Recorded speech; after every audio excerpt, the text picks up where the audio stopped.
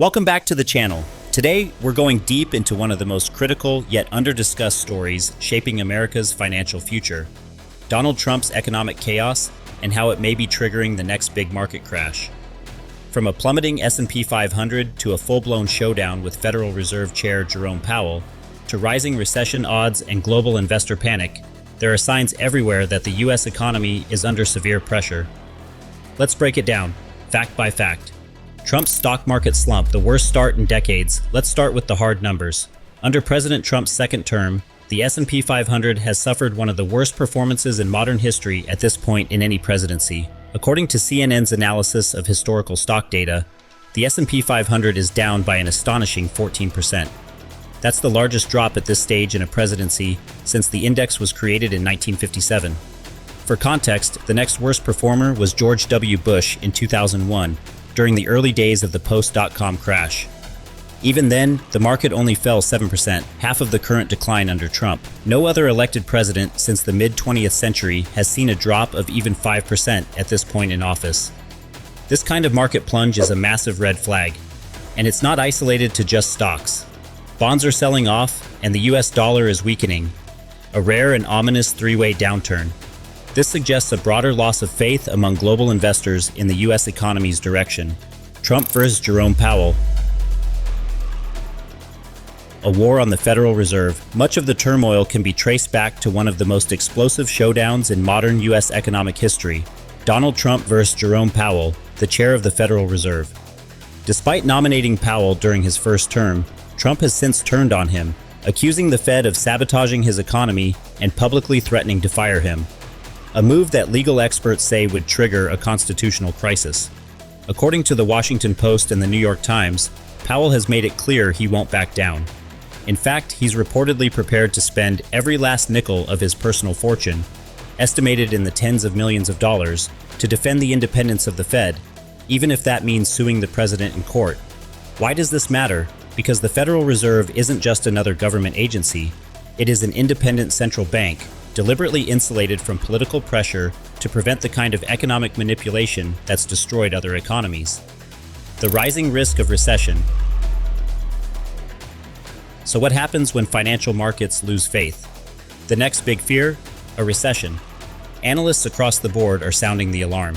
Here's a look at the current recession probability forecasts from top institutions. JPMorgan, 60%, Polymarket Prediction Market, 57%, Reuters Survey of Economists, 45%, Goldman Sachs, 45%. These are not fringe opinions. These are mainstream Wall Street forecasts, and they represent a dramatic spike from where we were just a few years ago. During Trump's first term, recession risk hovered closer to 15 to 20%. Today, it's hovering around 50%, a coin flip. More importantly, a recent CNN SSRS poll shows that if a recession does hit in the next 12 months, 52% of Americans say Trump will bear a lot, or quite a bit, of the blame. Only 32% say he'd deserve little or no blame. Tariff chaos, killing business confidence. One of the key reasons behind this economic instability is Trump's chaotic trade war strategy. In theory, challenging unfair trade practices isn't a bad idea, but what Trump has delivered is not strategy. It's unpredictable, whiplash-inducing chaos. One week, he announces new tariffs on key imports. The next week, he reverses them. Entire countries are put on the target list, then removed, then added again. This has created a nightmare scenario for manufacturers, exporters, and global supply chains. Businesses simply can't plan. One CEO told Bloomberg that a factory project worth $200 million had to be shelved because tariff changes made the investment no longer viable. U.S. farmers, auto manufacturers, and tech exporters have all reported massive disruptions in their supply lines and sales forecasts. This has a direct ripple effect: rising prices, delayed projects, and declining corporate profits. And that's now hitting Main Street as well as Wall Street.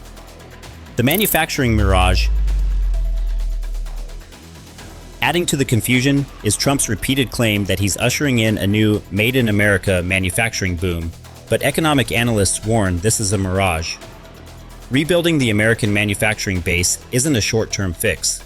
It's a multi-decade project requiring trillions in infrastructure investment, workforce retraining, and global partnerships. And yet, Trump is trying to fast-track the entire process during a 90-day tariff pause, pushing trade deals with allies like Japan and South Korea without proper negotiation time. A credibility crisis at the core. Perhaps the most alarming aspect of all this is that the US is now facing a credibility crisis. Not just with allies, but with the global economic community. During Trump's first term, despite his rhetoric, the US was still seen as the center of global finance. Investors around the world still viewed America as a stable, law-bound place to do business, but that's changing.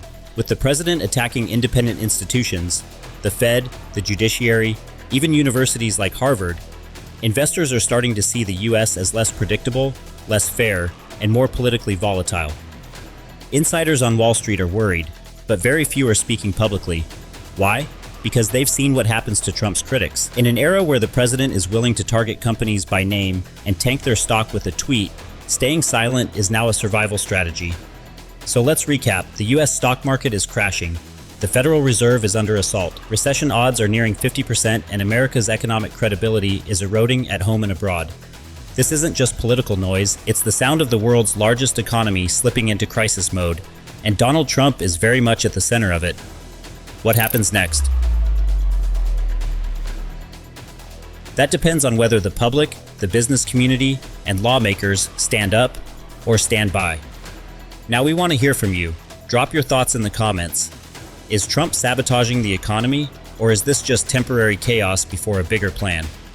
If this breakdown gave you clarity, give it a thumbs up, hit subscribe, and ring that notification bell for more real talk on the economy, power, and politics.